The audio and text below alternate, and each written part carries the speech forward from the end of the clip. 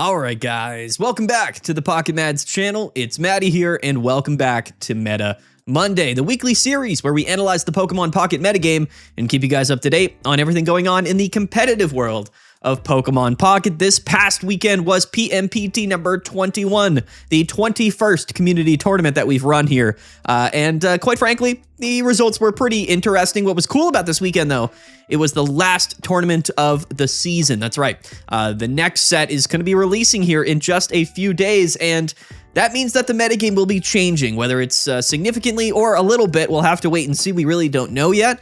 We've talked about some of the new cards that have been announced up to this point, but there's going to be a lot of things coming in this new set that they haven't showed yet. And, you know, the new metagames always change things slightly at least. So, you know, we'll have to wait and see. But this was the last tournament before the next set releases. And we'll get into the results. We'll break it all down. This is going to be a different Meta Monday. The meta reports at the end of the seasons are a little bit different. It's less about kind of informing people as to what's happening and a little bit more about, well, I guess, looking forward, right? And kind of having an educated guess as to what things will look like a week from now. And speaking of a week from now, PMPT number 22, the next community tournament coming, $200 prize pool, is actually Paldean Premier. That's right. It's the first tournament of this new season. So the new set coming out, Paldean Wonders, is releasing, I think, on the 26th, I think, or 27th maybe. And this tournament will be a day or two after that. So I think it's the 26th. Pokemon Day is the 27th, and our tournament will be on the 28th. So this Saturday at noontime. You might notice something interesting here about the new tournament this weekend, and that is that we have elected to this weekend go with a ban. We were actually going to be suspending one card in particular from competitive play in this tournament, and that is Lucky Ice Pop. We'll break that all down here. I guess we'll do it now before we get into Meta Monday. But anyway, link to register for the tournament down in the description below. You should definitely come and play because the beginning of the seasons are always really, really fun. We get to see the new cards, all the new deck lists. So yeah, link to register down below. Go ahead and register. But yeah, we're banning Lucky Ice Pop. You'll kind of see why, I think, throughout this video, but this isn't a card I think that is like overwhelmingly like too strong. Again, it's a card that you can play in basically any deck. So the reasons why we're going to try at least this week or this coming week to play without Lucky Ice Pop is mainly just because I don't think many people are just happy with what the card is in general. It is definitely one of those things that from a competitive perspective just isn't... I don't know. It's hard to say. It's just really not competitive. Lucky Ice Pop is just that. It's about getting lucky and then having a drastic effect on the metagame, right? I mean, we all know Lucky Ice Pop sometimes can flip, 6-7 heads in a row, full heal a Pokemon, and then the game's kind of over. So it kind of forces every deck in the game to play Lucky Ice Pop to just at least also have a chance. And then at that point, it just kind of comes down to whoever gets lucky or not. The decks that utilize Ice Pop most effectively, for sure, are Hydreigon, which I think Lucky Ice Pop really just sort of compounds a lot of the RNG from that high roll deck. And that's, of course, been a very... I guess a very stimulating addition to the metagame this season. So I think that's part of the reason. And honestly, there's not a lot of like really new strategies that can that utilize Ice Pop in any way other than just sort of hoping they get lucky. There are some like stall decks with Heavy Helmet and Indeedee, so those strategies might be affected by the exclusion of Lucky Ice Pop this weekend. But we're just gonna try it out. We're going to try it out. I think it's just sort of, it's about time, I would say, just to at least try to see if it goes that way. Also, like, there's not going to be a rank season. I don't think, maybe I could be wrong, but typically what's been happening is the rank seasons are delayed by a couple of weeks after the set's release. So if this new season coming up is going to be like a 3 weeks or a 4-week season, the first 2 weeks won't have ranked. So, whether or not we continue to ban Lucky Ice Pop when ranked comes out, we're probably just going to do standard format with no bans, just so that, the decks reflect what they'll be in ranked battles as well. So that's just the concept here. I know some people are going to be upset. Some people are going to be happy about it. It's just a one weekend thing. And, we can just sort of decide to remove that ban, at any time. But that's that. Before we get into the video, Lucky Ice Pop is going to be banned here for this weekend's tournament. Again, if you don't like that, there's other tournaments you should definitely just go play that are standard. But we're going to try it out. We don't do it very often. Maybe we won't do it more than once. We'll see. Anyway, let's get into the results of this weekend's tournament because I think a lot of people are kind of all done with this season, quite frankly. I think the metagame was a little bit, not to a lot of people's tastes, and I think that's completely reasonable. But let's see what happened here in the final large tournament of this ranked season, or just the season in general. Here are the standings. This is the final results. Read 'em and weep, as I'm definitely doing here. As you can see, Imp Brendan from France getting first place with Hydreigon and Mega Absol. And then we have Pam Nardo, S2 from Brazil, also made it to grand finals, got second place playing Hydreigon Mega Absol. That's right. This is sort of the final form, I would say, of this season. I don't think this should surprise anybody. I think that this season and this metagame is exactly kind of what we thought it was. And if you had any reservations as to, well, maybe not, this should kind of just tell you this is just, it makes sense that this is how the season ended with a Hydreigon Ice Pop mirror matchup. You know what I mean? In grand finals. Below that, though, definitely some interesting stuff to take a look at. Quite frankly, I think that the end of the seasons did bring a nice little bit of surprises here, sprinkled into, of course, all of the Hydreigon madness. In third place, we have Skun from Japan. Third place, he was playing Mega Altaria and Gourgeist, which is a very fun, interesting way to play Altaria. We had this player here, Wakaso from Spain, 10-2-1 fourth place. So those were in top four, both Mega Altaria and Greninja. So both decks were Mega Altaria, and both of the Altaria decks ended up losing to Hydreigon in grand finals. Even though I think most Altaria decks have good matchups into Hydreigon, the main issue with that deck this season is that the matchups just don't really matter. It doesn't really matter if you're playing something that is inherently strong into it, or if you're trying to counterplay it, they can just get lucky. That's what the deck does. And this weekend, we saw both Hydreigons in top four make it into grand finals. And Brendan ended up getting the win, but top four was double Altaria, and I think that is a great, accurate representation of the metagame, quite frankly, is this top four.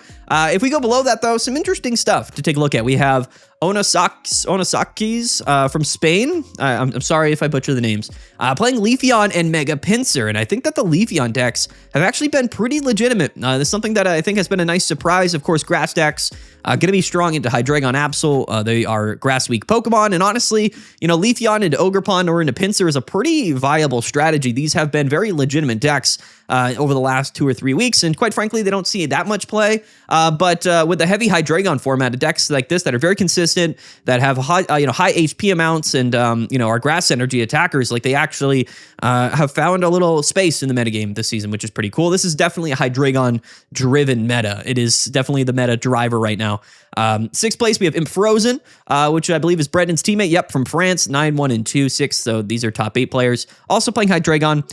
Skilled Turtle from Switzerland, 7th place, was playing Kangaskhan Arceus. This is going to be actually just sort of Turbo Arceus, Turbo Mega Kangaskhan. Just 2 Pichu, 1 Oricorio, 1 Mega Kangaskhan, 1 Arceus. So a very interesting deck. We'll break the deck lists all down in a little bit. PGX Eloquitas from Peru, a perennial topper at all of these tournaments here. Also playing Hydreigon in 8th place. And then if we get beyond top 8 and we take a look at some other decks, we do see here in 11th place, in 9th place here first, we have D Mellow 22 was playing Charizard. And Charizard also, I think, has been a pretty underrated deck so far this season. I think that we're kind of inching closer and closer to Charizard being an actual meta staple. Its win rate this season has actually been pretty good, actually. It's about 50%, which is cool. Might have dropped over the last couple of weeks, but shout out to Charizard here breaking into top 16. And then we have our first Suicune and Greninja in 11th place. I remember early this season, people still thought Suicune was kind of the issue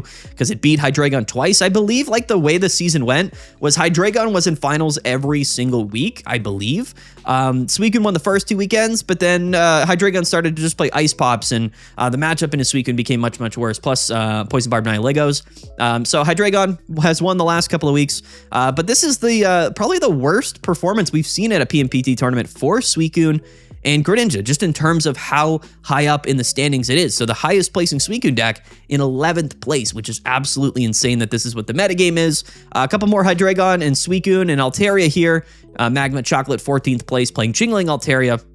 And then we have Froggy X Wawan playing a really interesting Jumpluff Oricorio deck. We've actually, I think, highlighted this before. Wawan is a great player here, one of my favorites from France as well. And this is a very cool deck. So he brought it into top 16. Massive shout out to him. You love to see it. So that's another nice surprise here, high up in the standings. Some more Suicunes, some more Hydreigons here. And then we have Baguspa from Indonesia, 23rd place, playing Leafeon Flareon.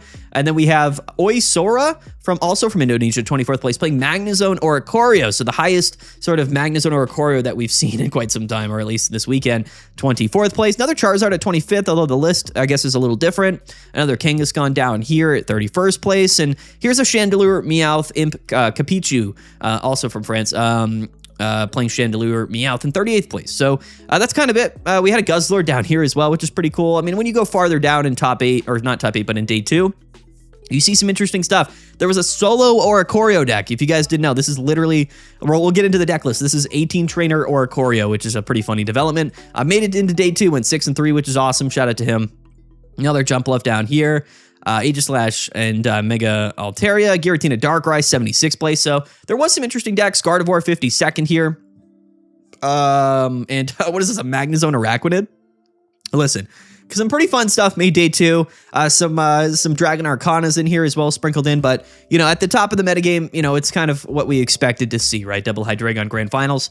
Let's break it all down. Let's just kind of get right into the deck lists. This will probably be a shorter video today. But you know, it's meta. It's Monday, so we got to do our meta review. You know what I mean? We got to review the tournament. That's what we always do. Always. Forever. I don't know how many Meta Mondays we've done, but it's a lot. Anyway, this is the #1 deck of the tournament here. Imp Brandon's Hydreigon list. Let's take a look here. Very standard. This is a very standard list. He's actually not playing Leap over Absol, which I find to be interesting. But I think we all understand what Hydreigon is these days. Double Research, double Copycat, double Pokeball, double Poison Barb with the Nihilego, and double Lucky Ice Pop, of course. Double Rare Candy as well. And then a 2/2 Dino Hydreigon lineup. The new, I guess, era of Hydreigon is very difficult to, I guess, feel good about. Not only because of Lucky Ice Pops, but, you know, one of the things that really boosted Hydreigon this season is the ability to kind of counteract Chingling pretty effectively with Poison Barb and Nihilego. This allows Dinos to kind of just solo all of the Chinglings in the active spot and gives you kind of enough legs to effectively just kind of get over many, many things that are going to slow your deck down, like Oricorio, which doesn't really work into Hydreigon, but Chingling specifically. So Poison Barb, Nihilego, very effective into the Chingling matchup, and really makes Hydreigon quite annoying because they don't even need to play the middle evolution.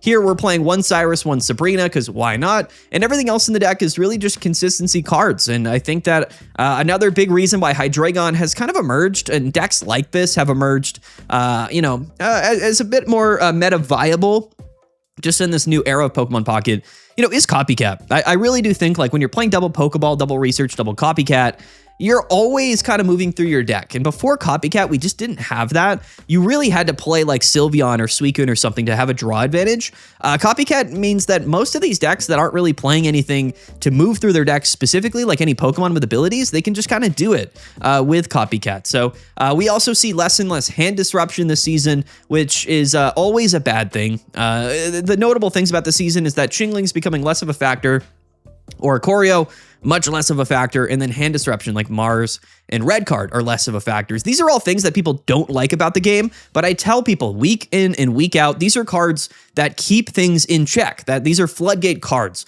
This season, you don't see any of them because they're really not that viable, which is really sad because I think those are cards that really interact, any cards that allow you to kind of interact with your opponent in a nice way or in a naughty way are cards that really do, I guess, keep certain things in check. And that's why we see things like this just dominating the metagame, is because all of those really useful cards that kind of slow really toxic decks down are just non-viable anymore. And Hydreigon can kind of get over everything.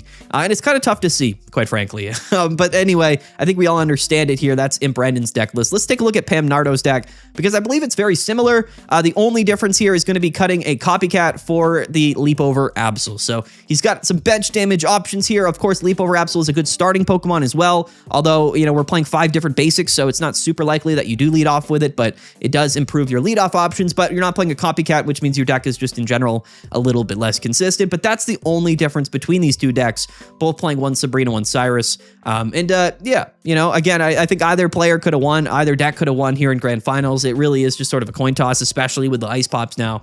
And this is what I was saying, like Hydreigon is just a complete RNG high roll deck. It just, you know, it's just about whether you get the cards or not. The deck isn't really interactive. It doesn't have a lot of choices.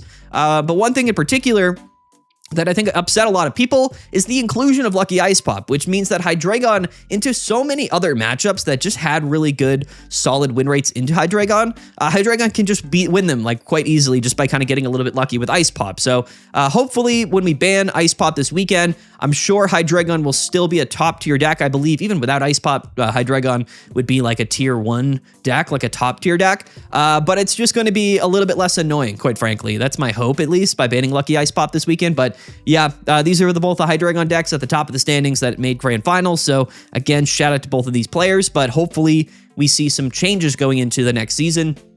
Some people are talking about Meowscarada. We've seen Arven, which is in Mesagosa, which are two cards that you could very well just slot into Hydreigon. In fact, like quite frankly, if you just take a look at like this deck list, right?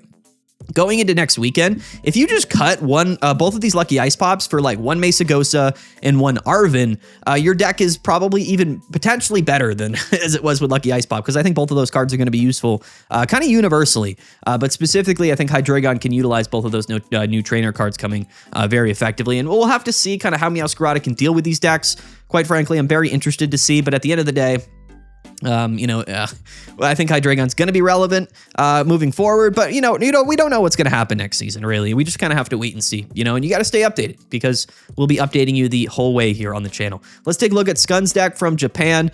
Third place here, top 4. This is Altaria and Gourgeist. One of the premier ways people are playing Altaria. I think Altaria is, in general, like the best Pokemon in the entire game. The thing with Altaria is that people play it in so many different ways. It's really hard to kind of nail down like the best way to play it. A lot of people think Altaria Greninja is like a top deck, and I do think it also is a top deck. And any other Altaria variant, because they always play Chingling, it has a pretty decent odds of being pretty effective. This is a deck that's not playing Comfey or Klefki to get around Poison Barbs, but we are playing Gourgeist here, which can KO a Dino. So I do like Gourgeist a lot. It also really helps Altaria mainly in the Oricorio matchup. So what we saw was Gourgeist become extremely popular and very good, but then fall off pretty dramatically because Hydreigon kind of pushed a lot of the Oricorio stuff out of the metagame. So I do like Gourgeist. I think it's just a good card, and it fits nice and well into Mega Altaria. We can still play Lissia. Trading Arena was a really nice card as well. Kind of the only deck that uses Trading Arena because, again, the 10 damage is very specific, but going from 130 damage to 140 with Altaria is a big deal. Also brings Gourgeist to 80, which I don't know if it really matters that much, that different threshold, but at least it does boost Gourgeist some, so maybe it is relevant. I don't know. But anyway, shout out to Trading Arena. Hopefully more decks can utilize it, and hopefully they just release more stadiums, because I think that stadiums have a lot of potential actually to kind of swing the metagame in certain decks that are viable or not. So we'll see what other stadiums they come out with in the future. But yeah, here is Gourgeist Altaria, pretty standard as far as the decks go. They are playing Mars, which I love with Chingling. Again, like I love Altaria because it's got Chingling, it's got Mars, it's got all of this stuff that I really like. So unfortunately wasn't able to get the win over Hydreigon in top 4, but a really, really cool deck. This is Wakasso's deck here. This is Altaria and Greninja, also top 4. This to me is kind of the strongest deck in the game, but unfortunately, like there's just it's a little bit too messy, or not too messy, but it's just, well, luckily it's kind of messy, because if it wasn't, this deck would be ridiculous. But this is kind of the way people are playing Greninja now. When you consider the Greninja strategies, which are very common still in the metagame, the top tier strategy to play to Greninja is actually Altaria. And it's kind of the only deck in the game that can play Chingling and Greninja all seamlessly into a deck. Very inconsistent, also a high roll deck, which is crazy because really, if you're not playing consistency like tempo Altaria, you're playing Greninja Altaria, which is, I don't want to say worse than Hydreigon, but it's like very similar. It really is just sort of an RNG high roll deck. But a very, very strong deck indeed. I would, if it were up to me, like I don't mind Greninja nearly as much as I mind Hydreigon, quite frankly, because Greninja's like kind of balanced in the sense that like sure, like you need Rare Candy, you need Greninja, but you also need Cyrus, and you need a Pokemon to attack in the active. So it's like Hydreigon is just, Oonga Boonga swing the active and hit for 130. Like it's just not, it's just so, I don't know. I would prefer a Greninja dominated metagame above a Hydreigon one, that's for sure. But it is what it is. This deck list is absolutely insane, and it has been very relevant because, again, if something like Hydreigon is super common and also very strong, like it is right now, one of the only ways to really combat it is to play like something that is specifically really good, like probably Leafeon in a grass deck, or play like Chingling Altaria or Greninja High Roll Altaria. Like the dominance of Hydreigon has really minimized the amount of decks that are competitively viable in the metagame, because Hydreigon really just gatekeeps so many things from being relevant. Specifically a bunch of other mega Pokemon, which is kind of crazy. Yeah, man, if it's not Hydreigon, it's got to be really good into Hydreigon, hopefully. And that's the idea there. But let's take a look at Onasaki's deck from Spain. And this is my favorite deck of the tournament, quite frankly. I'm a grass guy, always have been. This is Leafeon with Ogerpon, and now they're kind of teching in Mega Pinsir, which I do like. And the reason I like it is because Mega Pinsir is not a bad Pokemon. I think that a lot of people play Absol, a lot of people play Kangaskhan. The thing about Mega Pinsir is that there's just not a lot of different ways that you can play Mega Pinsir. You got to probably play one copy of Will. You're going to want to play it in a grass attacking deck, with grass energies, and you also need to generate some additional energy. So because we don't have a grass baby Pokemon, Leafeon really is the only way to make that happen. But luckily we have boosted Evolution Eevee, which really does make this deck feel a lot better. Being able to go turn 1 evolve Leafeon and get that extra energy on the board is a really big deal. And also Teal Mask Ogerpon, which is a massively underrated card. I think it's going to be kind of a staple in grass decks moving forward, mainly just because of that Soothing Wind effect to nullify all special conditions like poison, which is relevant, and sleep from Swablu. A lot of the top decks are playing status condition, strategy. So Ogerpon's effective, and also the attack can deal a lot of damage, quite frankly. It can hit for, I think 120 damage, which is not bad. 130 HP is a little low, but, grass Pokemon have Leaf Cape. This is also a deck that plays Ice Pop, because, why not, quite frankly. So 1 Erica, 1 Ice Pop, double Leaf Cape. Lots of HP going around here. And we can tech in double research, double copycat, right? So that we can move through our deck pretty well. I just like this list, honestly. I just really like this deck because it feels like something that is fair. You know what I mean? This is a deck that you're this is kind of what you would expect from a Pokemon Pocket deck these days. Really strong kind of energy acceleration, some tech Pokemon here, an Oricorio tech, a mega Pokemon to hit for big damage. It all kind of makes sense. And when you play against this deck and you win or you lose, you feel good about it. You're that's a legitimate deck. It feels fair, I guess, and there's not many of those types of decks in the metagame. So shout out to this player, went 10-2. So a really great record here, falling into top 8, but I love to see it. Shout out to Leafeon. I really, really hope that Mouscarada and other grass strategies become even more effective moving forward, because I think they are kind of primed and ready to maybe deal with Hydreigon. In 6th place, we got Imp Frozen. That's also Hydreigon. I'm just not even going to take a look at it. But let's take a look at Skill Turtle's deck here, which is going to be the Turbo Kang, or I guess Turbo Arceus Kang. This is the type of stuff that I kind of imagined we'd play with Kangaskhan. Mainly, it is tough, unfortunately, because Oricorio just is much less relevant moving forward. But this is a type of deck that can utilize a lot of the new cards really effectively. I think Mega Kangaskhan is a great card. And what's cool about Mega Kangaskhan is that it literally is like a Mega Arceus. It's the same type of card, which is pretty cool. It just has a lot of HP, and it can KO multiple Pokemon at once. It attacks twice, so that's a pretty unique aspect of Kangaskhan. It's definitely a good card. It's just unfortunate that it came into a metagame at the time it did. We'll have to see how it performs moving forward, but because this deck is really just playing Pichu's, Arceus, Kang, and one Oricorio, if we lead Arceus or Kangaskhan, we have Ilima to kind of scoop them up after they take damage, which is cool. But Pichu, our primary leadoff option, Oricorio will be very handy in certain matchups, just not Hydreigon. So I think it is still worth maybe playing the one of Oricorio. And other than that, you got Turbo Arceus, you got Turbo Kang. These are things that can KO Pokemon pretty effectively. Ice Pop in here, Rocky Helmet for boosted damage. Starting Plains gives every single Pokemon in our deck 20 HP, which is awesome. I love that. We're even playing one Sabrina, one Cyrus, one Guzma, one Serena. And Serena is another great example of a card that is certainly useful in certain decks, just not every deck. But I do love it when you're playing one Mega Kang. Definitely a really, really fun deck. So I like this. And this is, again, something that just feels very in line with what you're kind of expected to see this season. I think that if Hydreigon never existed, we'd actually have a very interesting, a very developed metagame with tons of variety, quite frankly. And I think really the only kind of stain on the current, competitive meta, is Hydreigon. And I've kind of been saying this for so long, so I feel like a broken record, but we just have to accept it for what it is. Hopefully things change next season. Maybe the Lucky Ice Pop ban changes things a little bit.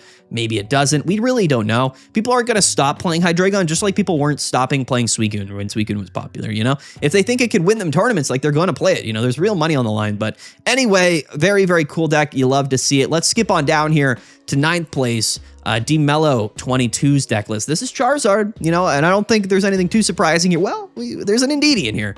This is actually double Poncho Indeedee Mega Charizard, which quite frankly, I love it. I really do. Double May in the deck. Like I really do love Charizard, man. I think it's, again, a very fair deck. It's a very straightforward deck, but this is what high roll used to be. It used to be high risk, high reward. You know, you play a slow deck, you know, you build up your big Pokemon and you just start KOing stuff. Like, this is what it used to be like back in the day. And I think Charizard's got some potential. Again, if Hydreigon didn't exist, I think the meta would be very different. Maybe there'd be more Oricorio, so that means Charizard also maybe might struggle a little bit, but you know, it is what it is. Charizard here, very, very fun, you know, and it can KO anything, and that's pretty fun. You know, it's just a cool thing here. It's a big boy, does big damage, big swings, you know. You gotta love it. You know, I think it's cool that we have it in the game, you know, just because back in the day, like in the first sort of era of Pokemon Pocket, like we had Charizard, you know what I mean? We did. And even in the second era with Stoke Charizard, right? So I think it's nice that we have like a new updated Charizard strategy. It kind of keeps certain strategies in check. And I think, you know, as long as we have Charizard, like, you know, we can kind of feel maybe a little bit better about certain things in the meta. I don't know. Shout out to DMello. I love the deck list here. I'm going to skip all the way down, though, and I'm going to take a look at Wawin's deck here, which is Jumpluff, Oricorio. We were kind of talking about Oricorio not being that relevant. I'm actually curious. I need to go back here. What were this man's matchups? Okay. So he lost to, well, I mean, so he actually beat a couple of Hydreigons here in top 64. I think that the Jumpluff stuff is kind of a unique example because Jumpluff is a single energy attacker that can 1-hit KO a Dino, live a hit from Hydreigon, and then hit for weakness. So it can 2-hit KO a Hydreigon as well. We have Lucky Ice Pops, which again, you know, you love to see it. These are the type of strategies that I do kind of feel a little bit, you know, sad when we get rid of Lucky Ice Pop, because there's certain decks that do utilize it in a pretty fun way. Lucky Ice Pop has made certain strategies a bit more viable. I think Jumpluff is a good example of that. Things like Steelix, things like Snorlax, although some people might not love those types of decks. These are definitely kind of annoying decks in their own right. If the entire metagame was filled with these types of decks, I think people would also be pretty upset. So, you know, it is what it is. You know, it's kind of a sacrificial lamb in a sense. We'll bring Ice Pop back if people want it, but you know, we'll wait and see. But yeah, I mean, the whole concept here is Meowth stall, right? Because Meowth is not a bad card, helps draw cards. And then we have Jumpluff, and then you kind of hit and you retreat and you go into Oricorio, and hopefully that works. Poncho to protect you from getting bench sniped, and that's the deck. You know, that's the strategy, quite frankly. And I think that's pretty cool. You know, I do. And I think Jumpluff here is a very unique Pokemon. I think, like, this is something we have to keep our eye on moving forward. We don't know. You know, you can Jumpluff into Meowth. Like, so there's a lot of really fun stuff going on with Jumpluff, and it's a really unique Pokemon. And I think as long as, you know, as long as certain unique types of strategies are somewhat relevant in the game, that's also a really big upside. Again, like, there's a lot of really cool stuff in the metagame. So, like, I mean, I'm not going to ban Hydreigon. I really would, but I can't because, you know, it's a card. Like, people want to play Hydreigon, so we can't just ban Hydreigon. The reason we're banning Ice Pop is because you can play any deck you want. Like, there's really no deck that needs Ice Pop because, you know, if nobody has it, then nobody needs it, you know? So that's why we're banning Ice Pop. But yeah, anyway, I'm going on a tangent. Shout out to this Jumpluff deck. Shout out to Wawin because I absolutely love this deck list. I really do. Yeah, I think that's all we'll talk about. There's a lot of really interesting stuff down here, but we'll kind of cover it maybe later in the week before the new set releases. We'll have to see. Because again, I think it's only like 2 days until the new expansion comes out. Maybe we get some leaks. Maybe we get some data mines and we get the full set announced. That would be pretty fun if we could get that early. But what we're going to do here, we're almost at 30 minutes. Let's go down and break down the metagame data. Not that this matters like that much, but what it does do, I think, is give us some idea of what the metagame will look like going into the next season and what we have to prepare for, quite frankly. So let's do it. Let's hop into the metagame tab here. We'll break it all down. If you made it this far in the video, shout out to you. I appreciate you. Don't forget to like and subscribe. So things aren't really that crazy. Like, so we'll have to put this into context, right? Hydreigon was both of the decks in grand finals, so I know people's appearance and their perception of the current meta is Hydreigon. And while Hydreigon is the most popular deck at 15.5% meta share, it's kind of a far cry from some of the real tier 0 decks we've had in the past. And this is what I think the issue with Hydreigon is that not that it's like too good or anything. Like, I think Hydreigon is strong. It's just, it's not nearly as strong as some of the other tier 0 decks that we've had in the past. things like Prime Suicune and Greninja, Giratina Darkrai, Arceus Dialga. These are all decks that have been much more dominant than Hydreigon. The issue with Hydreigon is just the nature of the deck and how it just interacts with all of the other decks in the game. It's just not a very competitively friendly card or strategy, and I think Lucky Ice Pop really compounds that. A 50% win rate when you equate the ties, so really 200 to 184, like it's about a 52% win rate if you get rid of the ties. So I think that's a really good record, better than a lot of other things at the top of the meta. So that's definitely not too bad. Again, 15% isn't too crazy. We've seen 25% meta shares in the past for the day ones, but it is what it is. Hydreigon, the most played deck, and definitely not struggling nearly at all. Altaria and Greninja though did kind of struggle. It was the second most played deck, but again, I think as far as high roll decks go, it's just not as good as a high roll deck. I think this is a very strong deck list, but if you're gonna play like a pure RNG high roll strategy, this might not be the way to go. I do think that 13.5% meta share is kind of high. When you take a look at these two decks, which are the premier high roll decks of the metagame, they were almost 30% of the meta share, which is just kind of a little bit too much for me. And all of the kind of the tempo consistency based decks are a little bit much lower. But Suicune and Greninja actually had a great weekend. And I think that's because Suicune and Greninja actually has always had a good matchup into Altaria and Greninja, just because it does similar things, but it's just a little bit more consistent. It just draws better. Typically Suicune does beat Altaria Greninja, and I think that's maybe why its win rate was kind of boosted this weekend up to 54, almost 55%. So a really great performance from Suicune. Honestly, I would prefer Suicune over anything that we've been seeing, quite frankly, because the thing about Suicune is that it's it's very consistent, it's very strong, but it's not really high roll. It's just a very good tempo deck. So shout out to Suicune and Greninja for honestly being a real one. Never thought I'd say it, but yeah, even the other Altaria variants all struggling here, all below 10% meta share, but also below 50% win rate. So, Altaria is still a good choice, but really not anything that is like super crazily strong given the season. And again, there's just a lot of reasons for that. I think the Chingling stuff isn't nearly as effective, and Altaria, quite frankly, it's struggling. It's these sort of consistency based decks are really struggling into this kind of high roll metagame. Altaria is a deck that specifically really likes to take KOs. You know what I mean? Like at particular damage points. So like if your opponent is able to heal back up to full, like it really kind of like Lucky Ice Pop hurts Altaria more than really anything else, which is kind of tough to see. Charizard did kind of struggle this weekend, quite frankly. 32 and 42. It's a smallish sample size, 3% of the meta, but yeah, it kind of struggled. Look at Magnezone or Oricorio go. Look at this, 32 and 21. And honestly, guys, like we all know that Hydreigon mops Magnezone or Oricorio. Only 9 people played it, but maybe those 9. Look, can we take a look at the matchups here? Yeah, so like, I mean, it struggled into Hydreigon, but really good into Altaria, like really good, decent into Suicune, and it's just good into Altaria. So this weekend, it hit some pretty good matchups. I think as long as you don't hit Hydreigon, Magnezone or Oricorio is really a phenomenal deck when you take a look at its matchups into most other things. Altaria and Indeedee, though, 32 and 26, so a pretty good win rate for Altaria and Indeedee here. None of these were really high up in the standings, but they all had kind of winning records here. And this is just going to be standard Altaria, but with Indeedee. So, maybe we bring Indeedee back. I don't know. Maybe Indeedee's relevant. Who knows? Blaziken didn't have a great weekend, but pretty cool. Dragon Arcana. Look at Dragon Arcana go. Like a lot of great players played this deck, and this is a really fun deck. Let me take a look at the matchups here. 50-50 kind of into Hydreigon, which is interesting, but really good into Greninja Altaria, really good into all of the other Altarias, but it loses to Suicune, sadly. But this is something, really interesting to take a look at here. Again, none of these players were too high in the standings. The highest was 7 and 2. So let's take a look here. It's not even drag. It's just do the wave. I thought this was Dragon Arcana, just based off of the image. Maybe not. Are some of these Dragon Arcana? No, they're not. They're just okay. So they're just baby Altaria, which is interesting. But again, probably a decent card to be honest with you. So I like it. I love to see it. Hey, maybe that's just an interesting thing to note. So maybe the baby Altaria is actually helping out. Who knows? Snorlax about a 50-50 win rate here. This is the stall Snorlax with Indeedee and Heavy Helmet and stuff. Kind of a toxic deck, but fun to see. Greninja Absol. This is an interesting deck. It went about 50-50 this weekend as well. Was very popular in previous seasons, but this season really has kind of fallen off pretty dramatically. Kangaskhan Daycare struggled here. Greninja EX struggled pretty heavily. What is this? Leafeon and Jolteon also kind of struggled. It went 9 and 11, so nothing too substantial there. Jumpluff and Mega Absol, 4 people played this deck, unfortunately struggled. And then Mimikyu Greninja, 6 and 9, also didn't do well. And that's kind of the thing, interestingly. Leafeon and Mega Pinsir is really the only standout here. Giratina Darkrai went 10 and 9, but yeah, like if we filter by win rate, there's only going to be a couple of real standouts, right? So the one Charizard player went 7-2.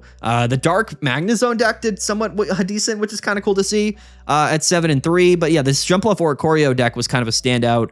But really the only archetypes that really stand out, like amongst anything else that are like, these are all one of decks. So that's why sometimes like the data is not that important. But Leafeon, the 3 people playing Leafeon Pinsir, like one of them did really well.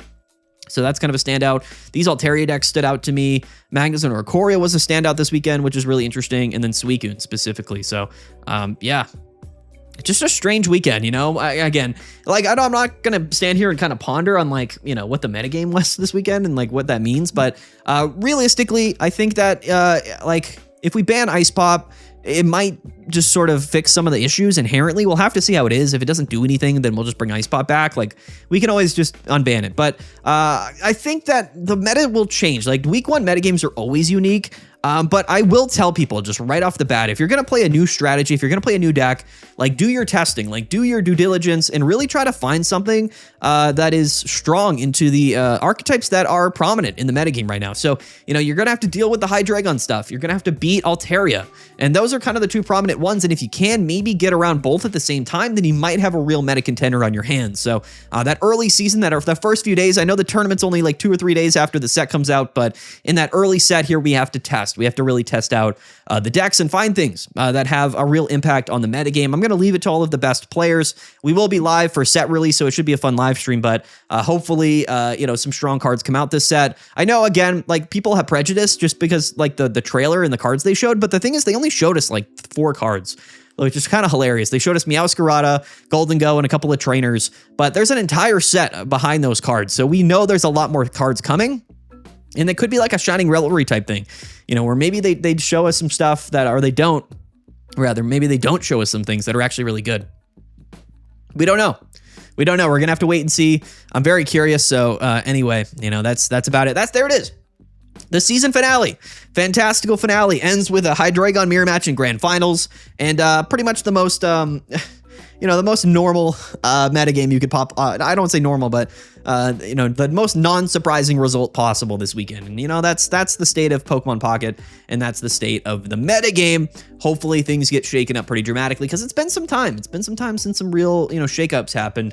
But there's certainly a lot of strong cards in the metagame. So, you know, it doesn't necessarily have to be a new like tier 0 like Pokemon or tier 0 deck.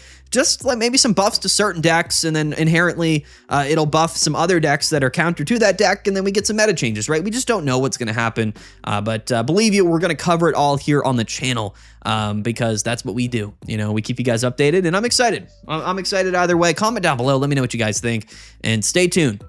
Stay tuned for the videos coming this week because it's going to be an exciting week. It always is when new cards come out. It's kind of what I live for these days. But anyway, that's Meta Monday. Peace out, guys. Have a good one. We'll see you guys next time. Don't forget, go register for Paldean Premier. $200 cash prize pool this Saturday. Lucky Ice Pop Band. New season, new cards, new metagame. It's going to be very exciting. February 28th. Link to register down in the description below. All right, guys, let's get out of here. Peace out. Have a good one. We'll see you guys next time. And yeah.